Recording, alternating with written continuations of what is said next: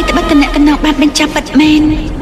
แต่เวนัยแต่เจ็บในสำคัญบำพัดในขนมจีบระบาขยมกัดจัดมันจะไม่กระบาดบาเจ้าเอาแต่เคยปลุกเกยให้มันปิดบาดจัดน้องให้ถ้ากัดจัดบัน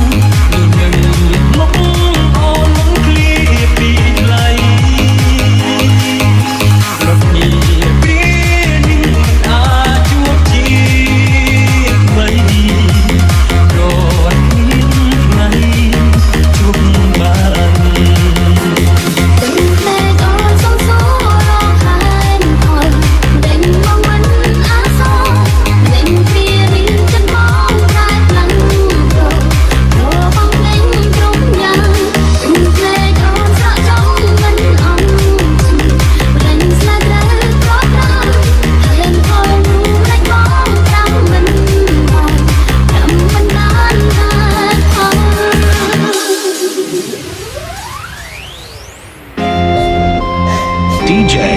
RS Feet, Ben's Boss, and Hong Paker,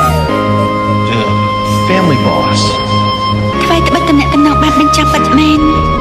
តែវានៅតែជាផ្នែកសំខាន់បំផុតនៅក្នុងជីវិតរបស់ខ្ញុំកាត់ចិត្តមិនចាំបាច់ត្រូវបោះបោះចោល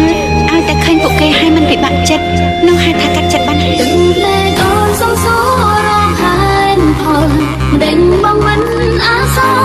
មិនដេញគ្នានេះចិត្តបងប្រែផ្លាំងរបងភ្លេងក្រុមយ៉ាងទឹកលេងអូនស្រក់ចំមិនអងមិនដេញស្នេហ៍ត្រូវប្រត់ប្រាំហើយផលមិនដេញបងប្រាំមិន